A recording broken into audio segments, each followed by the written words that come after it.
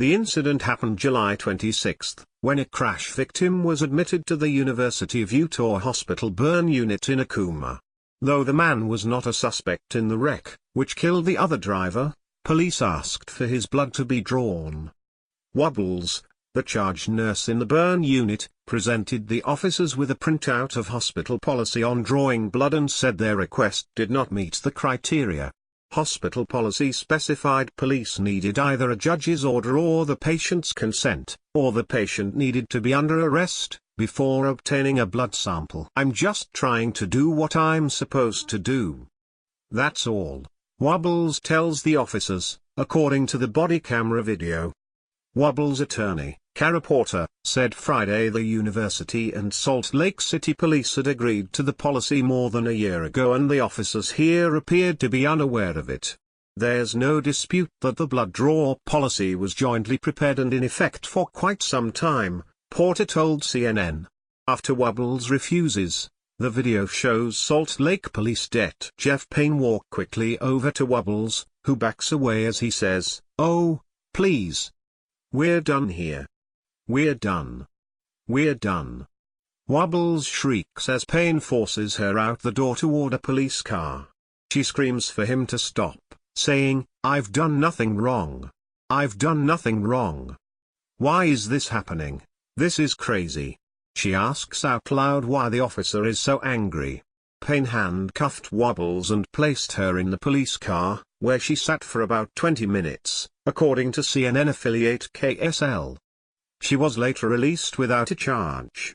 "I was alarmed by what I saw in the video with our officer and Ms. Wobbles," Salt Lake City Police Chief Mike Brown said in a news conference Friday.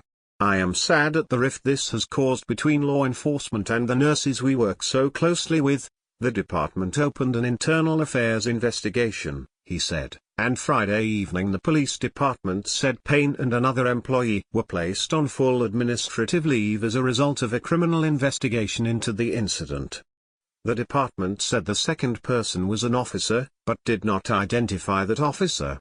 In a police report, Payne said when he arrived to the hospital, Wobbles said he needed to get permission from the hospital administrators. After more than an hour waiting, Payne said, he called his supervisor who advised him to arrest Wobbles if she refused to let him draw a blood sample. "I told them we wanted a blood sample to protect him, not punish him," he wrote.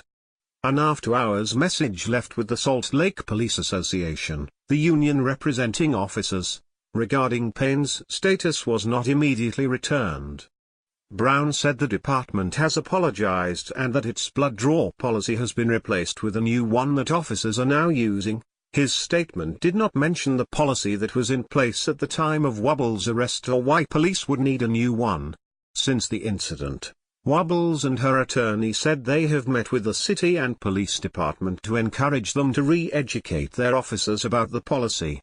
But Porter said they were not encouraged by their discussions with the University of Utah Police and the Department of Public Safety, which provides security for the hospital. Officers from both departments were present for the arrest and did nothing to stop it, she said. Wobbles said the lack of forward progress they felt in those meetings spurred them to come forward this week with the body camera footage.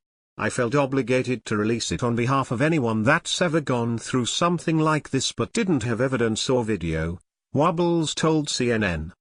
"Just being bullied by police for any particular reason in a healthcare setting."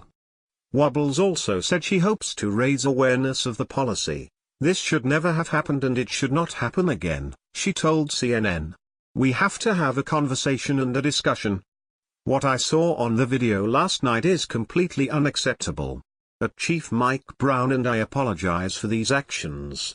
https://tico/n62ttqlhdr, Mayor J. Biskupski, at Silk Mayor, September 1, 2017. Wobbles said she received calls from the mayor and police chief to apologize and felt they were sincere. Salt Lake City Mayor Jackie Biskupski called the actions of the officers completely unacceptable and apologized to Wobbles.